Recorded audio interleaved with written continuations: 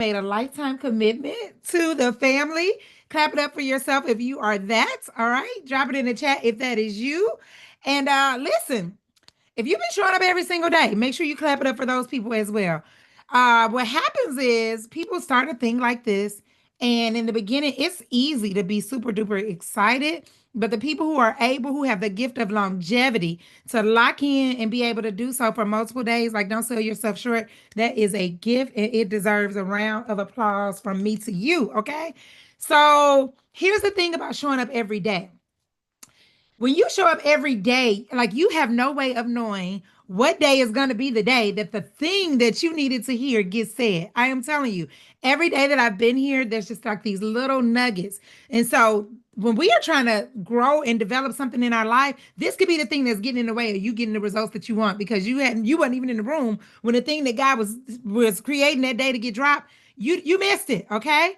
So, congratulations to those of you who have been here every single day. You can go ahead and drop your takeaways. Just give me one thing this week that stayed with you. You know, the thing that when you get off of here and you just going about your regular day that you have not been able to stop thinking about. You like, oh, that was so good. I want to know what those are for me. I've said it again and again and again. It is the attachment styles that I know that I can't wait to get to next week when we start the Work Behind the Vows, our meetings, but so I can learn more. But the attachment styles is in my heart. I am forever changed because of that piece of information. Even yesterday, as we were processing how to bring the emotions down, that's something that I know I needed. And so if you are in that place where I am and you're like, I know I need the reconciliation. I love how the Taylors have had us looking at ourselves this week. Okay. Not trying to change your spouse, but looking in the mirror, okay? If you are there, I can't think of a logical explanation for why you have not decided to join this family. Okay. When Words presented those numbers and said $30,000 for a divorce, and if you got children and assets, I'm sure that's even further complicated. We don't even want to talk about another man or woman raising your children. Okay. So get on in the room. This is a small investment in yourself, and I've never gone wrong investing in me. Every area of my life that has some measure of success, it required me to make an investment and get with people who are doing the things that I want to do. And you are no different. And I know that to be true. So listen, it's been a great week. Act four played out this morning. If you hadn't seen it, go back and make sure you watch it. These things are so good, and I do not want y'all to sell the Taylor short because it takes courage to really be honest, like and say, baby, it was some stuff that we could have both walked out the door, but we still here, we still standing, jumping on the devil's head. Okay, so do not miss those acts. So Act Four debut today. Make sure you go see it. Without further ado, just remember tonight we meet here again at 6 p.m. Central Standard Time and Q&A at 7. And we giving away cash money, $50. Okay, so show yourself up in the room. Without further ado, the Taylors are in the room, ready to dig into the episode, and I know y'all cannot wait to hear it. I am out the way. Words, shout it, clap it up for the Taylors. They are in the building. All right. Can you hear me okay? I can. All right. So listen, first of all, shout out to you all for being here and just rocking with us, man. I truly appreciate it.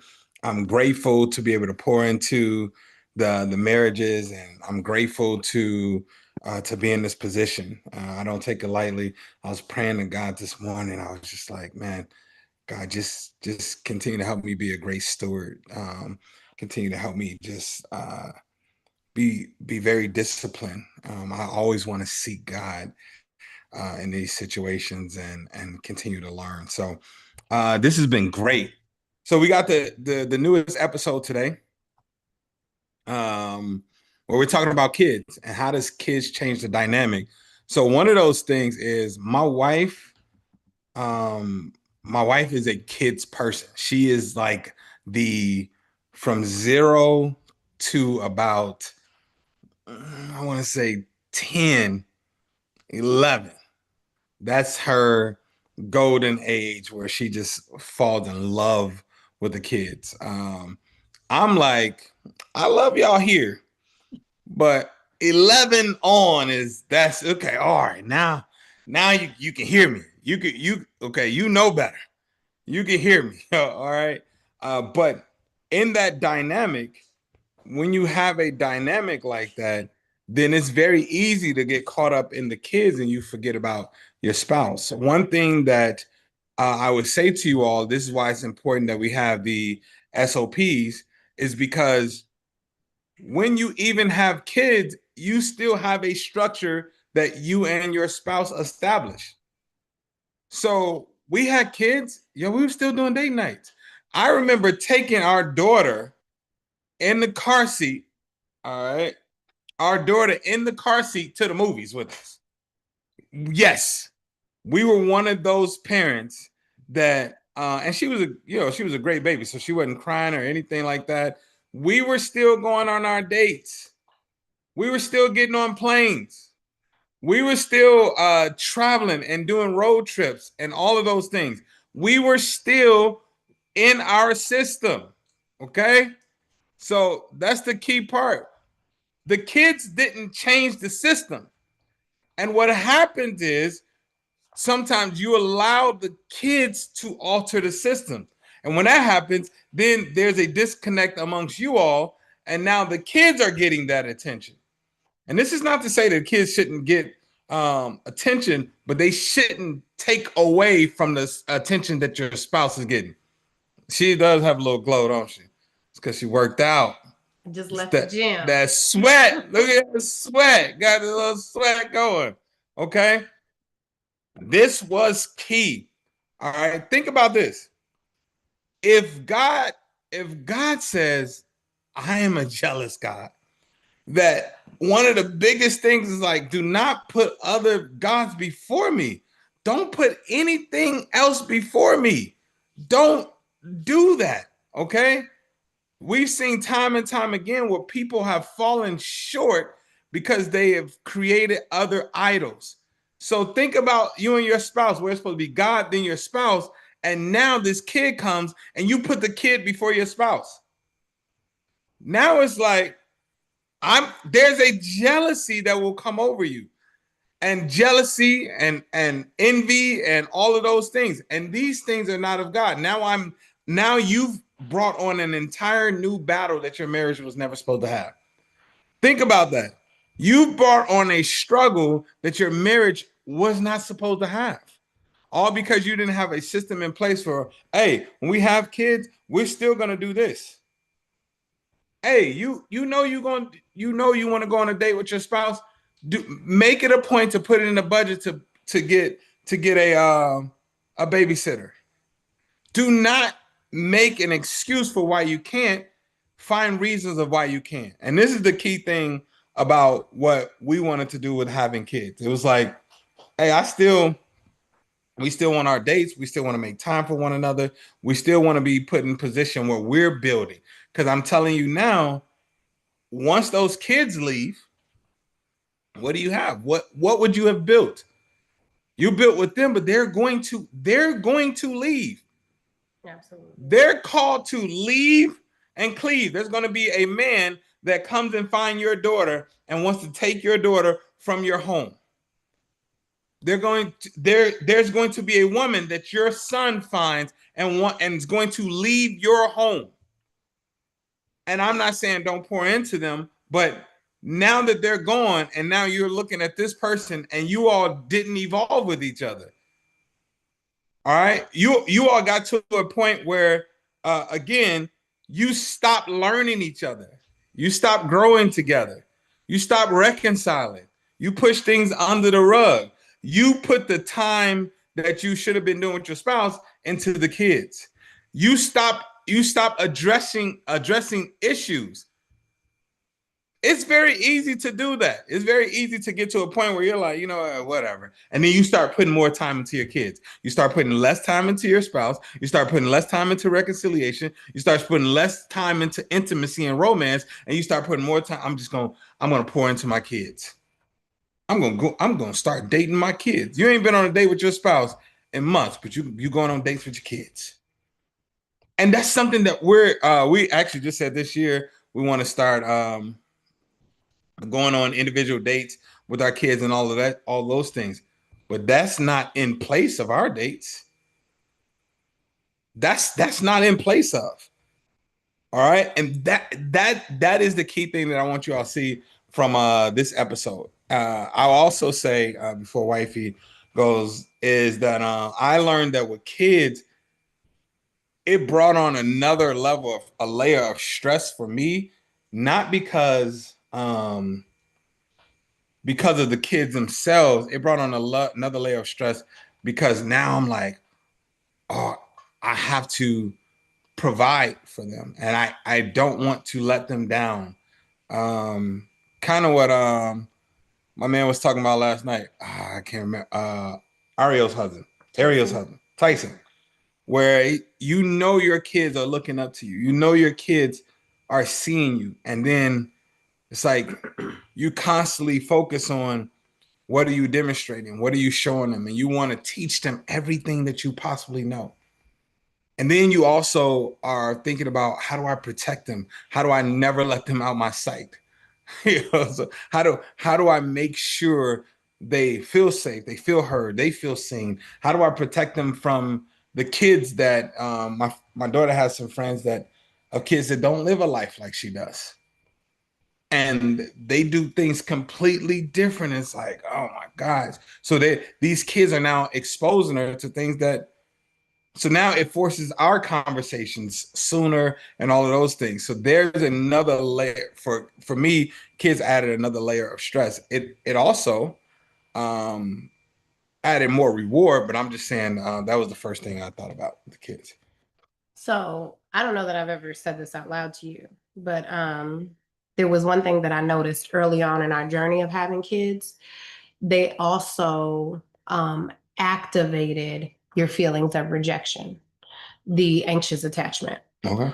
I found when they were little and they were taking a lot of my time and a lot of my care, you would like, I could see you like getting frustrated. Like I even remember there were a few different situations. I could see you getting frustrated with like, she over there hugging and loving on them and she not hugging and loving on me. And it's not that you didn't love your kids, but it was that you had that anxious attachment, right? You wanted that love and that connection, and you had it exclusively Right.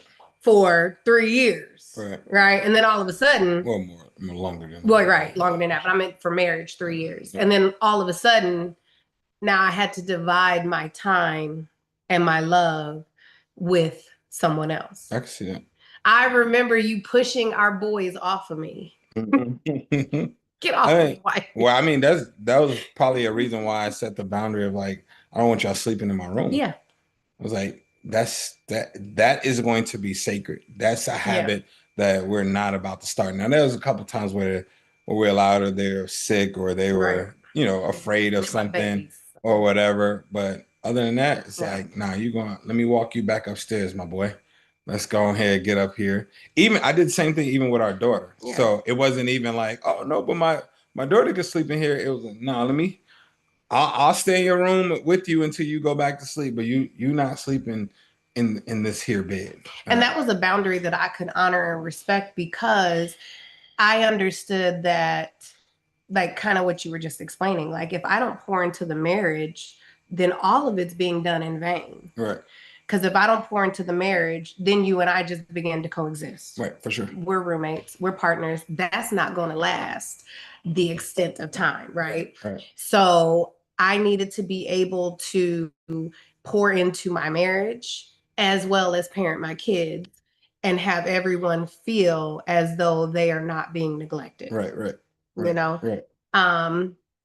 And I think also, let's think about it like this. So when you pour into your kids exclusively, or let's just say 80-20, right? I'm giving 80 to kids. I got 20 from my husband. We talked about yesterday about the foundation that you're building, right? So if that is the foundation that you're building, your children are then going to see that modeled and they're going to take that into their relationships. So when they begin to become parents and have kids, they'll begin to neglect their spouses and coexist in their relationships. Like you continue the curse and you continue the cycle versus, and like you identified, kids will leave. We are the foundation, right? We're the ones who are in this together. We love our kids. Please hear us. We love them. We love them. We love them. Those are my little spoiled brat babies. I love every part of them, right? And they know that, and they manipulate and get their way a lot, right? But understanding that this is the foundation, they will leave. And once they leave, what? At that point, are we going to pick up our relationship and start trying to do more than coexist? Yeah, for sure. No. And I think it's a good thing to identify at that time, what type of foothold have you allowed to happen? What type of door has been opening where, yeah, you've been dedicating this time to your child, but what emotional connection is your spouse starting to have because of the disconnect over here? Yeah. And this is where this is my work wife. Mhm. Did you? Yeah. Have you seen that meme or that reel where the guy literally, the wife is dropping him off, and he's like, "Oh, there goes my work wife," and then they kiss, and she's like, What is this?" She's like, "Well, I told you this is my work wife, and we got married last month, and we went on a honeymoon." And the wife was like, "I thought that was a work trip," and he's like, "No, I told you." But it was funny how they played the whole thing out. But I'm just saying, this is a serious thing. Oh, where I'm happy I didn't see that meme. That's triggering. Oh, I'll send it to you. But don't send it to me. I'm good. But I'm just saying, where here's the thing where that's this disconnect here. That void is they're going to look to fill that void. Mm-hmm. And if it's not with God, right? If you all haven't established a foundation together with God, then guess what? They're going to seek that from someone else. Absolutely. That is going to be sought out through someone else. But you won't know. You won't be aware of it. Why? Because you've been pouring more attention into the kids than you are your spouse. And that's what I'm saying. You want to avoid those type of behaviors. Absolutely. There was another thing that we didn't talk about in today's episode, which I know we talk about on the actual podcast, and I know we talk about it in the marriage workroom, but it's this idea of, as a wife, and I don't know, you may have experienced this. So this is what I'm saying, as a wife, because this was my experience, where once we started having kids, let me say this, this was happening prior to having kids. It intensified and became glaringly real after having kids, was this reality that I did not know who I was, that I lost myself in you and in our kids. So we talked about, prior to my husband coming into my life, I was on a journey where I was getting myself figured out with God, right? I was reinvesting in him and learning who I am and who he says I am and figuring out how I am to be loved and all of the things, right?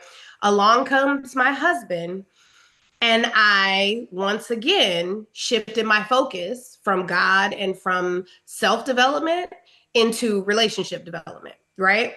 So we became a thing, and that's where you see the evolution of, I'm now performing poetry. I've always been a poet. I've always been a writer. I was never a performer.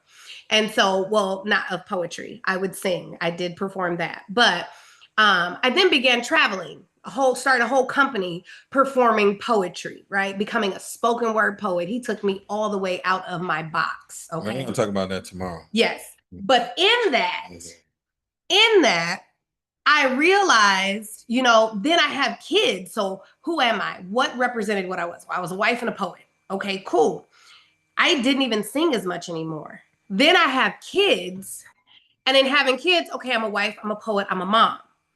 I found myself 24 hours in a day, a good 16 of them were devoted to wife, poet, mom. Who is Julanda? I literally found myself, probably our baby was around 1 or 2. And I remember my husband, I had retired from poetry against all requests. He's, babe, do a poem. No, I don't want to be a poet. I don't want to do this. I don't want to do that. Well, who are you? What do you want to do? I don't know. And so that is one thing that can happen. So yes, while we have kids, we need to invest in our marriage. We never need to stop investing in discovering self either, because it is very easy for you to get lost in the idea and the titles and the roles that you have, right? That is not who you are fully. That is a part of you. But who you are fully is a complex, beautiful, magnificent person that has all of these different, dynamics to you.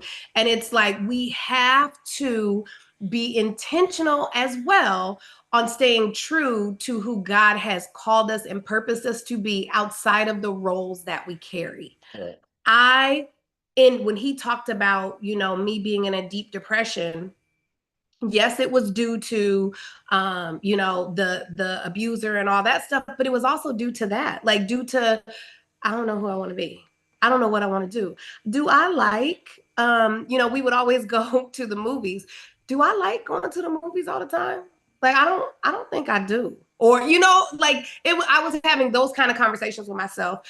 And those things, as you start to figure those out and become, that's where the concept of I got to get a monthly massage, that's where that came from. Yeah, for sure. I was like, you know what? This is something that I think I like. Like, this is something that makes me feel good. I started to do things like flotation therapy. I started to get my nails done because I realized, okay, well, what is Julanda like? And I took time to date myself in our marriage. And she joined certain programs like Jack and Jill. Yep. Was something that she really loved doing. I will say though, here's the thing in it. That's a great perspective on my wife's part. This is her life. But as a husband, if I see a skill set, I'm going to pull it out. Yeah. And I'm gonna put you in a position to use it. And if you don't want to continue doing that, cool. But as your husband, I'm going to see this thing and I'm going to nurture it. Yeah. And I'm going to give you opportunity to decide whether you want to do this or not. So there's opportunity where I'm like, man, you are a phenomenal writer. Hey, let's write. That's how I'm doing copywriting right now. Right. I'm like, babe, you are phenomenal at performing. Like, she then said she doesn't want to do it, but you're phenomenal at it. So I'm gonna create opportunity for you to now be on stages. And we did it for years. And she was like, I don't want to do this. Cool. Let's not do it. Now let's be, you sure? All of those things? No. Okay, cool. What then do you want to do? And when she said, I don't know, well, I didn't see another skill set. Well, babe, why don't you do your blog? Now she has over 100 blogs written. Hadn't put it out yet, but she enjoyed the process of writing them. That was key. So I got you to write 100. What else do you want to try at and fail, or try at and succeed? Let's begin doing something. Because one thing you all know about the experimenter wants the move that they do to be right. So she's going to process and pray and process and pray and process. And, the PP loans and all this stuff. Pray and process. Did I hear you, God? And God, like, you should move on that. Well, hold on, let me pray to you again so I can process. And I'm like, hey, we're gonna move. Yeah. God showed me that. I'm like, she's an incredible writer.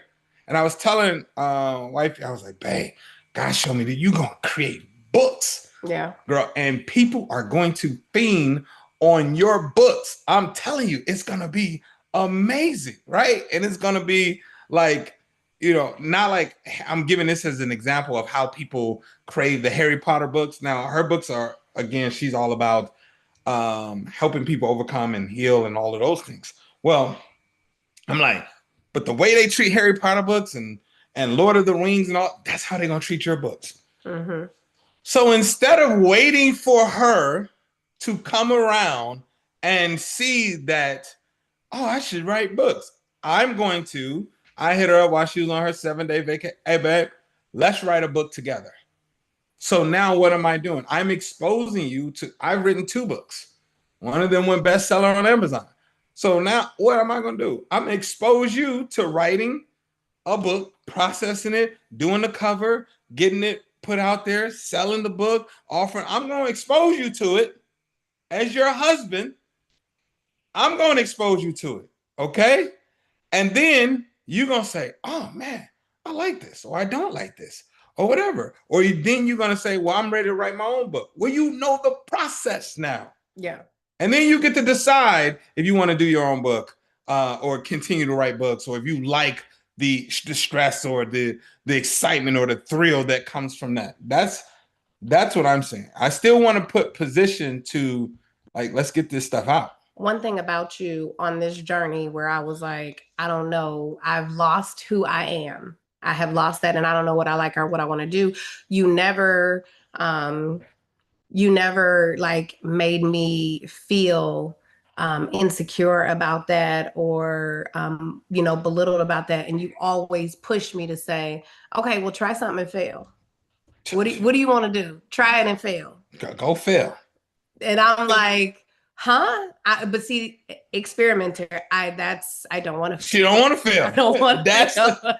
That's the thing. So I don't try. I plan to be a lot of right. stuff, and I don't execute because I don't want to. I don't want to. She want to be right. Mm-hmm. That's the thing with the experimenter. The experimenter wants to put it out, and when I put it out, I want this to be the thing now. And I'm like, I will put it out and get data from it, and then shift up some things and all of those things. So I'm like, go fail. But okay. So that I said all of that to lead me into what my first reflection question for you, which was, in what ways have you lost yourself while trying to show up for your family? I think it's very this entire thing is the work behind the vows, right? That too is the work behind the vows. That's true. It's the work is very intertwined. It's the individual work, it's the family work, right? It's the individual work, it's the couple work, it's the family work. It's a whole makeup of work. And it doesn't have to be, so we talk about it and we say it's hard work. Well, it is hard because it's consistent, because it's ongoing, but it doesn't have to be hard in the sense of I have to be perfect. I have to be perfect at it all, right? So when he talked about the Hebe, right? I learned that I am Hebe tribe, meaning the hunters, explorers, builders, and experimenters. That's what we call them, our Hebe tribe. Yes, the Hebe tribe. So I learned that I am, in addition to being a hunter and an experimenter, I am a high aesthetic, right? That means that I desire balance. Everything that I do in life, I am making decisions with respect to balance. How balanced is it going to make my life feel? A lot of times that word is looked at negatively, like balance in the sense of scales. And that's not what it is. That's not what it is for me anyway. I understand that in a marriage, there rarely is a 50-50 situation. For sure. The scales move so often, so frequently. So sometimes I'm at 80 and he's at 20. So I know that I'm carrying us in this situation. Yeah. Or maybe he's at 70 and I'm at 30. And I'm like, babe, you gotta hold us down. Sure. We move and fluctuate. But the thing is, we are consistently in tune with one another and understanding where that balance is in the relationship, right? So when I'm saying the work behind the vows is individual, is couple, is family, all of those can't be 50-50-50, right. 30-30-30. They can't, right?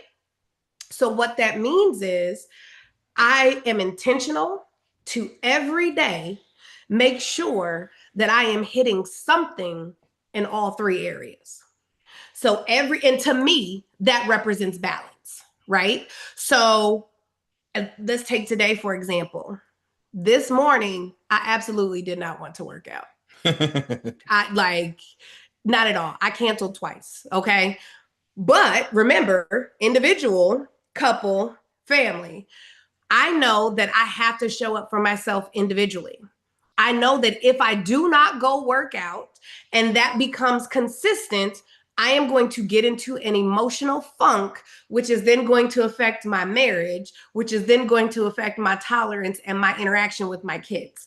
So showing up individually is showing up for all of them as well. But that's the first thing I hit. Bam, let me go make sure I move, even though this is about to be the ugliest workout in life. Let me do that. Then the number two. And she know when I'll say, she'll be like, "Babe, how was your workout?" I'm like, "It was one of the fat boy workout." Like, oh, it was trash. I did it. I did the movements. Just, but yeah. That part. But then it's like, okay, so number two, what are you doing? I'm already planning. Okay, well, I made meals for my kids, but they're running out. Let me make, so as soon as I get off of this call, what am I going to do for my kids? I'm going to make the meals for my kids so they can have their meals and their snacks as soon as they get home. Okay, cool. What am I going to do for my husband? I'm calling him. I'm on my way to the gym. Hey, babe, like this is what's going on, just so you know, keeping connected. So I, at doggone 12:30 today, have already touched all three of my buckets. And I'm like, okay, I am in balance. So I'm saying this to say, do not seek perfection. If you seek perfection, you are most evidently going to fail. I'm going to tell you that now. Yeah. You will not be perfect in any one of these three areas, but set a goal every day to, I'm going to just take a little step here. I'm going to take a little step here, and I'm going to take a little step here. Identify what your buckets are so that you can start making sure that you are equally and adequately pouring into self, pouring into your relationship, pouring into your family, and just doing it with grace, right? And giving yourself grace. Talk about, there was at one point you had created this sheet next to the bed, and you wanted to hit, it was more than 3 buckets. I think it was like 5.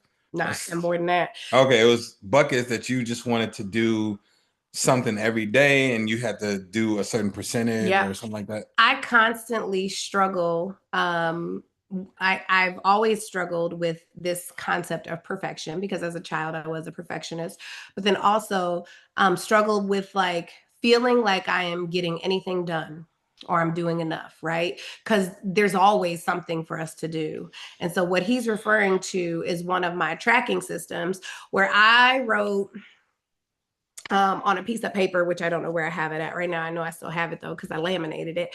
But I wrote on a piece of paper tasks that I needed to do every day. So it would be like work out in the AM, drank a gallon of water, took my supplements, stretched, ate 3 meals, read my Bible, prayed, did an activity with my kids, prayed with my husband. Like it was a good 10 to 15 things on this list, which can be overwhelming.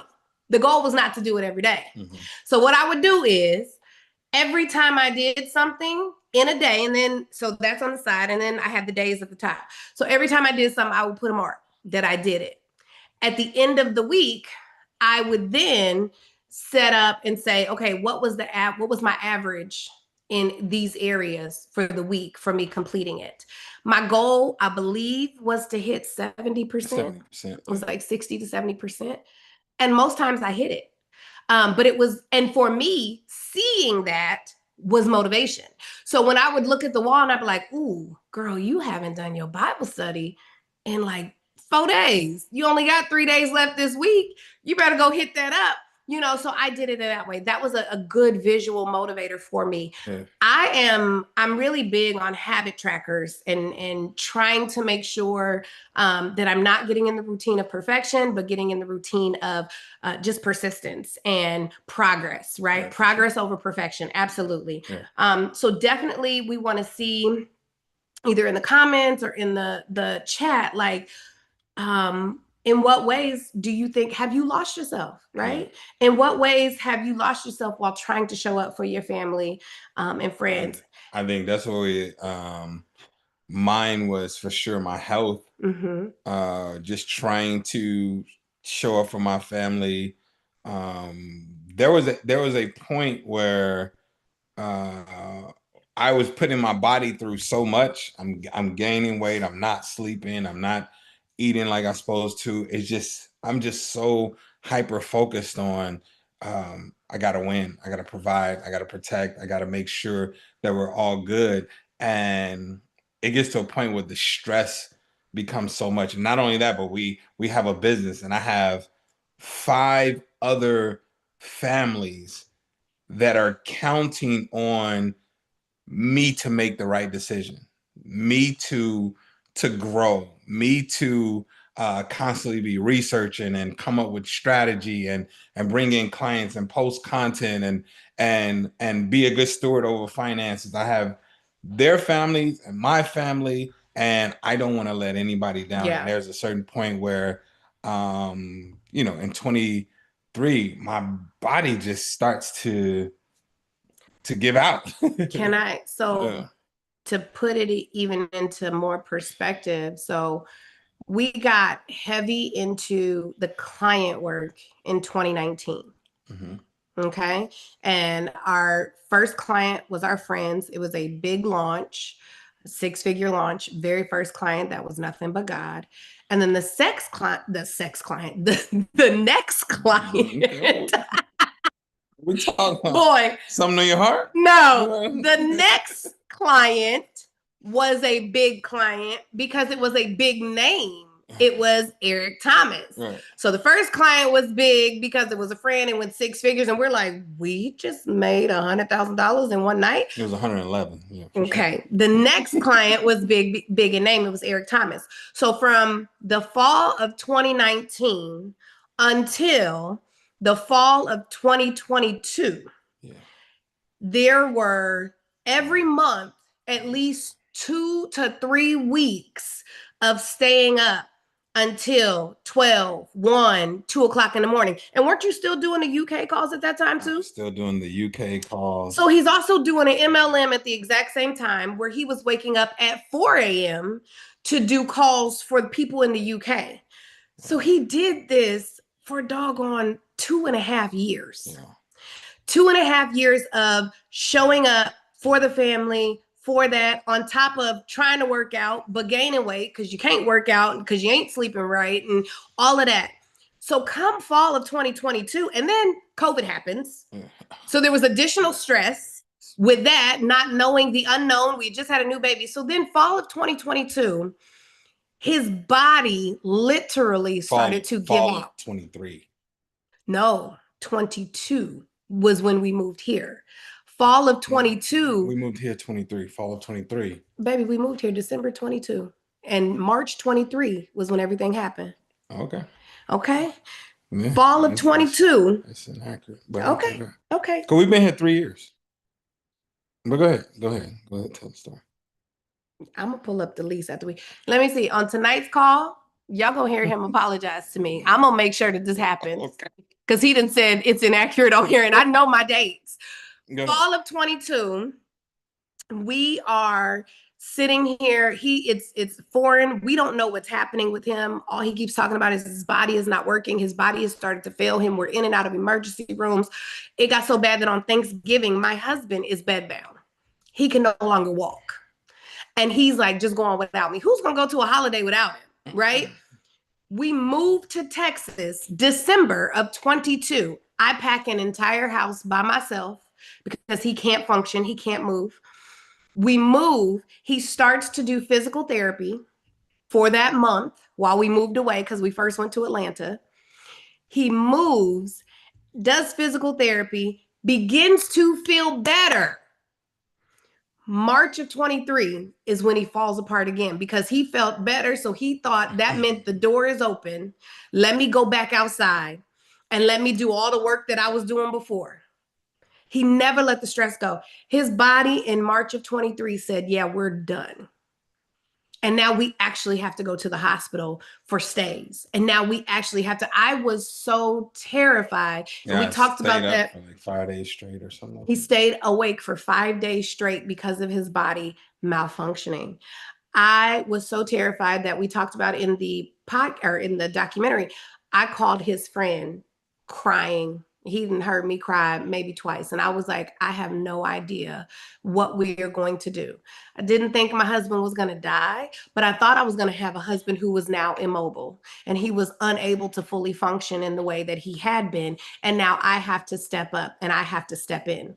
If you do not take the time to pour into self, if you do not take the time to slow down and you continue to put the stress and the needs of your family and everybody else ahead of you, your body will say, enough is enough. Either you're going to take the rest when you have the opportunity, or you're going to be made to rest when you don't want to. Right. And so that is the next question, actually, that I have is what signs might your body be showing that your soul needs care? Yeah, that's a good question. He had so many signs before we actually had the meltdown. He had come, it was, I want to say that summer of 22 was when we started going to the emergency room. And he's like, hey, you're right. Oh, you're gonna say it on here? You still gonna say it tonight. I want to hear it tonight. But that's my bad. You're right. I remember now. Yeah. But summer of 22, we're going to the emergency room, and the emergency room just keeps telling him, oh, it's a panic attack. You're having panic attacks. And he's like, my body isn't working. Like, I'm not having a panic attack. You know, but that was his body's way of telling him, hey, hello, tap, tap. Pour into me. You're pushing me too hard. You're not taking care of me. He ended up in the fall of 22. He was lifting weights and popped something or did something for a second or third time in his chest. And is like, tap, tap. Okay, hey. It got a little more intense in October. That's where we rushed to the hospital. He's like, babe, I can't walk. You remember all of this now? I can't walk. I'm like, what do you mean you can't walk? You are a healthy 30-something-year-old man. Why can't you walk? You go to the doctor. He's been overweight for quite some time, right? But every time he goes to the doctor, I get mad because they looking at him like, you're the picture of health. And I'm smaller than him. And they looking at me like, girl, you on the border for cholesterol, diabetes, everything. I said, what? I was like, how is he healthy? But that was the reality. And it didn't end. And yet in October, his body was like, hey, stop. You ain't walking. He went to the doctor, pushed through that. Okay, cool. November was like, no, really, you're in the bed. You see what I'm saying? Your body will speak to you. Your body will tell you. God designed your body in a way that is immaculate and in a way that is brilliant. For sure. God speaks to you in so many different ways. So in what way are you getting lost? In what way are you not taking care of yourself? What way is your body telling you, hey, it's time to tap in for self? See, y'all think a lot of the issues in your relationship, well, it's just the relationship issue. And if I wasn't in this relationship, I wouldn't have these issues. But the reality is you're not taking care of self. And so even when you solo dolo, you will have a lot of the same issues. For sure. And you're going to go into your next relationship with the same issues. Yeah. There's a couple people that saying I don't exercise as much. I love fitness. I put aside consistent exercise and proper rest as I take care of the family, church, school. Yeah. I would say that's one thing. You missed the stress of my relationship took over priority. That's good. Mm-hmm. So one thing again, what we're doing now is working out, the walking, the weights, the all of those things are a must. So baby does burn. I hoop twice a week. I'm doing weightlift. Like those things are a must. We started doing family walks, and I just learned that I feel so much better when I have movement. So when I get outside and get some sun, when I get outside and I'm able to breathe air and I'm just able to get my body going and my heart rate up and all of those things, get blood flowing. It's an incredible thing. When your body starts to malfunction or work against you, this brings on a whole nother level of stress and it creates irritability. Yeah. There was a point where I was at my highest weight, which is like 464. At my highest weight, I remember I would get irritated with my kids for asking me to do activities. Daddy, can we Like, go for a walk? Can you take me like, to the park? it's like, oh Oh. my God, sit down somewhere. Now, because of how active I am, the jokers don't want to do anything. I'm asking them, y'all, let's go outside. Let's get on the scooters. Let's go hoop. Let's go walk. Let's go. I mean, they keep trying to get this family race happening. That's Now we talk about a family race. But it's like you all can't keep up with me. My over the summer, watch summer, I have the kids doing workouts and I'll do it with them over the summer. We'll go for walks. It'd be 100 degrees here in Texas. Oh, yes, it does. And we're gonna go for this walk. Mm-hmm. And we get in, we're a mile in, and they're drenched, sweating, cheeks red, and I'll drop them off at the house. All right, y'all good now, and I'll keep walking. Mm-hmm. You can't keep up with me now, right? Now I get excited about the thought of them wanting to be active, and all of those things. So it's I bring a different energy to my family when I'm taking care of me, when I take care of myself. And when I give, like I was telling Tyson last night, when I take time to rest, like one of the things I love doing, like after decompressing, you all listen, you have to learn the value of decompressing. All right. Even if it means that, hey, all right, look at what I'm saying. Let's say one is at work, one is at home. Or whoever gets home first or whatever. And now you're locked into the kids. So you all have to have a conversation of who's going to take their decompression time first. Yeah. Cool. So it's like, if I come home, I will immediately relieve you for an hour. I'll lock in with the kids. Cool. Because you may have been with them all day. You go do what you need to do to decompress. If that's you want to watch your show, if that means you need to scroll, if that means you need to go for a walk, if that means you want to do your workout, even if you say, I'm about to take myself to a dinner, to a lunch, or you may like, yo, can I get 2 hours today? There's a movie I want to see, 90 minutes. Go do that. Yeah. And then when you get back, I'm going to need mine. Yeah. Or if it can't happen that day, I'm going to do it the next day. Right. Another thing we did is when I worked outside the home. So when he got sick, I went back and took a job. And so when I worked outside the home, I would sit in the car. So I would pull up and I would sit in the car for about 15 minutes every day. 15, just breathing, 15. like listening to listening to what I needed to listen to or whatever, because I knew as soon as I walked in the door, I needed to be on and be able to relieve about to buy me her. They're about to buy me her. So, and then I learned in that time, I'm like, what I'm not about to do. And these kids will, can I get a snack? Can it this? He hit me, he pushed me, he did. I'm like, what is this? What are y'all doing? Like, and me, I'm all about, hey, y'all gotta problem solve. Okay. So my older son is coming to me like, hey, Nehemiah just hit me. Hit him back. Yeah. And he's like, you want me to hit my brother? Yes. Hit that boy back and see, will he still hit you? He will. And sure enough, I'm like, son, what you doing?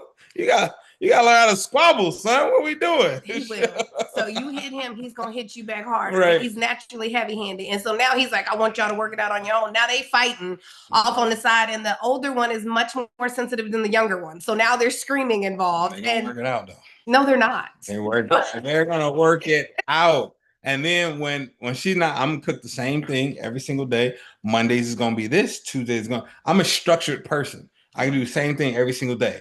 All right. So Monday is we're gonna have the steak and we're gonna have some broccoli and vegetables and whatever. Tuesday is Taco Tuesday. So we're gonna have this. Wednesday, I used to call it because the kids like Whataburger, but we're not going to Whataburger or Whataburger, whatever it's called. So I will make burgers. It's Whataburger Wednesdays. Okay. So we're gonna make burgers and make our own burgers at home with some veggies, all that. I forget what Thursdays were. Fridays, we knew that we always do pizza on Fridays.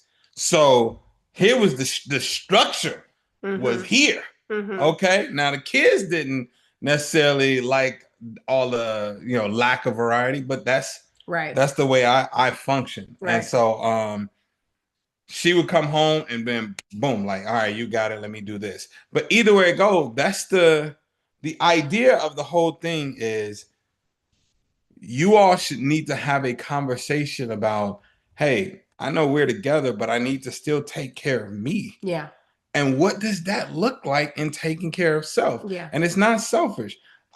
She needs alone time away from the entire family. I don't need that. I need alone time with you away from the kids. You see the difference? Right? I don't necessarily need to be by myself. I need to be with you by myself away from them. Yeah. She needs to be away from us by herself. That's those attachment styles. For sure. So because we know each other's attachment style, I take minimum a weekend, maximum a week every year. I go alone by myself. For sure. If we have the funds, I go far. If we don't, I stay close. I might be in a hotel. Either way it goes, though, I know I'm getting a weekend to a week away by myself. For sure. And I have the most amazing time reading and sleeping and not hearing mom every 5 seconds. Versus he wants a weekend or a week with me. So away from them, away from the kids. So we'll leave them with grandma. Okay, cool. We're going to go out and we're going to do that. But I want to, before I see some comments are coming in, and there was one that I wanted to talk about too as well. But one thing I want you to know is that as you begin, to invest in your health, your personal health, your self-care, figuring out who I am and how I function and what I need, you can then also begin to figure out your red flags or your things that when they start to happen, you recognize that you're not taking care of self. So I'll give the example. We talk about how one of the things that I do for myself is self-care. So when I notice that I'm about to have a meltdown or I'm not investing enough time in myself, one of the things that turns the alarm on for me is the concept and the idea that when was the last time you worked out? When was the last time you moved your body? So when I become too overwhelmed, too stressed out, too full of life, I'm not moving my body. I binge watch TV. I'm not drinking my water. I'm not eating healthy. Not getting sun, not doing worship. There needs to be, well, she may worship daily, but there needs to be once a week where I hear her in that worship. Because then I know she's getting some deep, because she sings. So I'm like, okay, she getting some deep worship in. And so you then begin to realize, you recognize, like I'm to the point now where I've been doing it so long that I recognize, oh shoot, I ain't been to the gym in 4 weeks and I have seriously just binge watched 2 Netflix series. Okay, something is up. And so I go to therapy. Now I do therapy religiously. So I literally then go to my therapist and I say, hey, so I think I might be getting close to a depressive episode, just so you know, because these things are happening. So then I can now become proactive and say, okay, what do I need to do? One of the biggest ways and the fastest ways that I know I can get myself out is I got to move my body. I don't feel like it, but I know I got to do it. So we set all these goals. But so that's what the importance of pouring into self, getting to know self, getting to know and taking care of your personal stress level, that will help your marriage. That will help your parenting as well. I wanted to point out, I seen Diana's comment about, I think this is so good to hear single, because I feel like it happens with work, and the reminder to be intentional now before those pivotal roles of wife and mother come in are important. For sure. Super important. Yeah. And I think had I known that coming in, I think you approach it differently, right? When you know that there's a potential to get lost, you're very intentional to make sure you're still investing in time and in you. There was also, how do you bring it up with your spouse when their self-care takes priority constantly over the relationship, Work takes a lot of time and self-care takes a lot of time. So there is no time left for spending time together, and there is no easy compromise. And Keisha, that's a conversation. It's an honest and open conversation. I think we prioritize those things that we want to prioritize. I agree that work has to happen. I agree that self-care has to happen, but a part of that is relationship care, right? And so I'm so also look at this. If she's doing a lot of self-care and work, I'm not gonna necessarily touch that because I don't want to go through this battle of her having to defend why she needs the self-care and all that. We don't have to go through that. Instead, the conversation I'm gonna have is focusing on, hey, I love that you're doing your self-care. I know you're doing work, but I want to make sure that we put time into us as well. So let's come up with a time that is dedicated and allocated just for us. So we chose Fridays. And what I'm saying is, you can do all this self-care and work.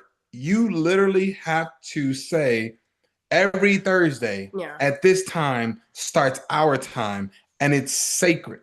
Yeah. Meaning you don't allow, unless you're both in agreement, you don't plan anything there. You don't allow it to be changed or anything. Somebody could hit me with like, hey, we want you to come speak or whatever. We're going to give you 10 grand. We're going to give you 20 grand. Hey, but are you good with this? You good? Are we moving the date night? What are we doing? Are you cool with moving the date night to Thursday or whatever? We go get this bread, or what you think? Or if she like, man, babe, I already got tickets to this. I was really excited about this. I have no problem. I'm not going to hit her with babe, this is 20 grand and all this. Hey, y'all want me to come? Can you move the thing to Thursday, or can you move it to Saturday or whatever? I can rock. Or, hey, can y'all move it to the following Friday? Hey, babe, did you get tickets or anything for the following Friday? If they wanted it to be on Friday. It's a conversation because that's her sacred, that's her time. That's the time that we spend together. So it's as simple as, don't focus on, I'm trying to get you to do less self-care or whatever, but I'm just trying to implant when us can we fit in? For sure. And then this is the last thing, making it quality over we got to do something every day. Or every week. Right. So we're doing every week, but more it's about the quality. So I want to put some clothes on. I want to put cologne.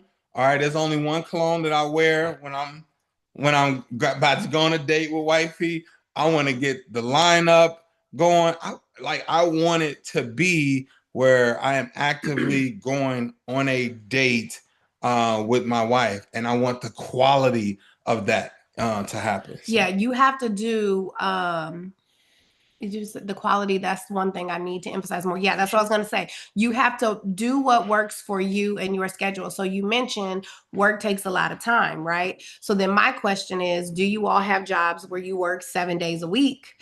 Or is it you get a day or two off during the week? And if that be, do they overlap? Or is it a day where maybe you don't both have the same off day, but maybe one gets off early that day, and the other one been off all day, so then maybe we can't. But you have to get strategic in how you plan, but you schedule it. Like literally, you say like, so for us, even though yes, we have our own business, we still make it where Saturday and Sunday are days that are more family focused.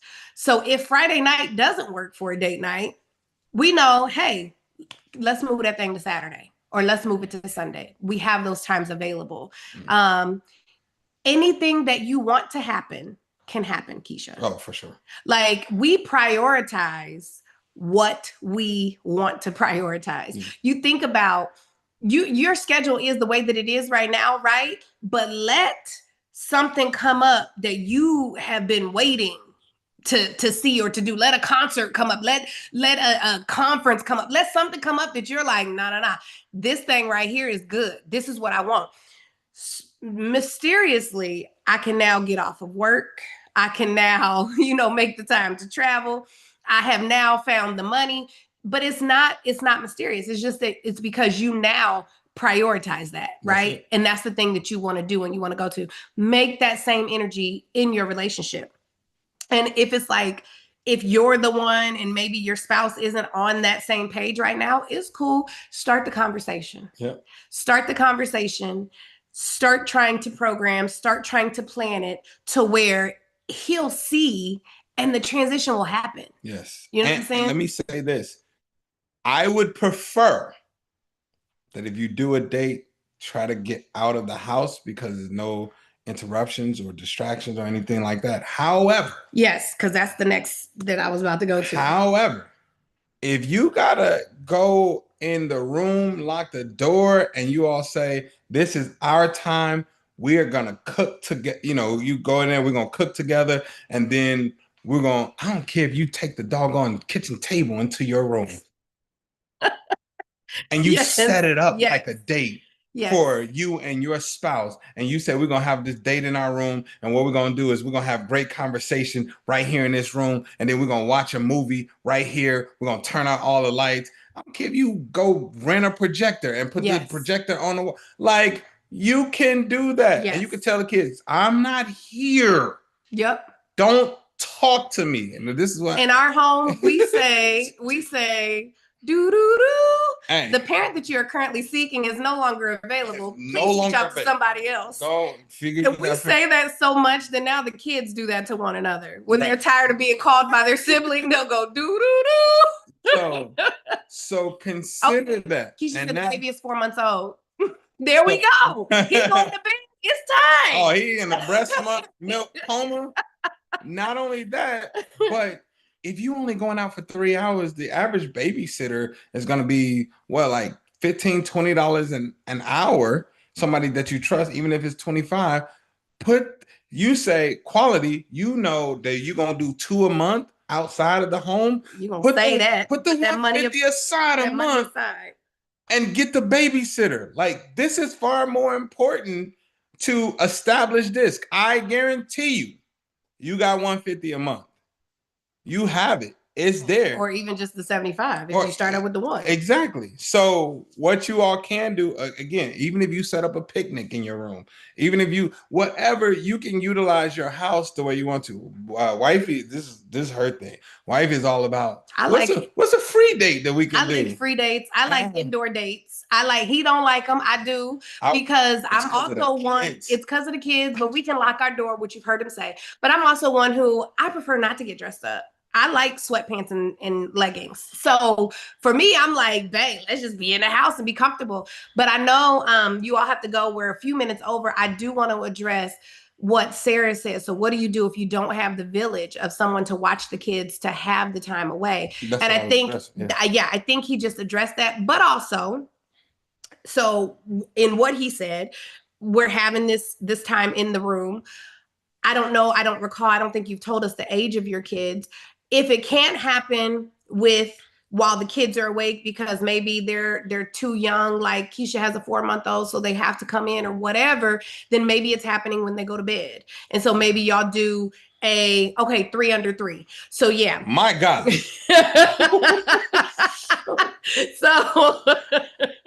So y'all always got energy, right?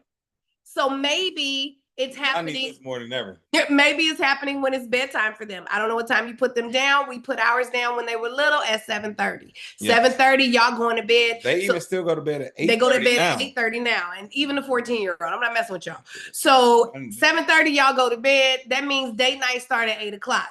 For sure. Or yes, there are services. And so maybe we could talk about, I could put some of those in the Telegram, vetted services that you actually look into if you don't have family and friends in the neighborhood, right? I think it was like care.com. There were some different places that we have used and that friends have used that they've had good reviews, but you make the effort, right? Like if we got to start out in the house and we doing it at bedtime, that's what it is. And as they get older, we in the house, because you also are letting them see the importance of your union. That's it. Like, you're letting them see the importance of mommy and daddy loving one another and understanding that is how they are going to love their spouse. My boys are super protective of me now.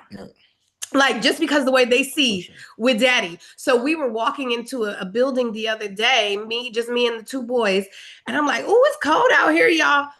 My 6-year-old put himself in front of me talking about, I got you, mama. I'm a shield. Yeah. I'm gonna keep the cold. Boy ain't even up to my chest. You're not keeping no cold for me. But he was on it. Like he's like, seriously, man, watch out. Let me get this door for you. They open the doors for me. They do all of that. But it's because of what they see their daddy doing. For sure. You know what I'm saying? It's because of the love that they see him put into me. And so the last question that I would leave y'all with is, what does it look like for you to begin your own evolution? Yeah. What does it look like for you to begin your own journey of self-care, your own journey of healing? Because that will ultimately heal your marriage and your family. Well, it looks like finding babysitters for these 3 under 3. That's wild. Okay. My God, today. Okay. Yes. All right. So we love y'all. We'll see y'all tonight. Mr. Taylor was a little long-winded. You know how he does. So it's 1:06. I wasn't long-winded. I came in here late, y'all. So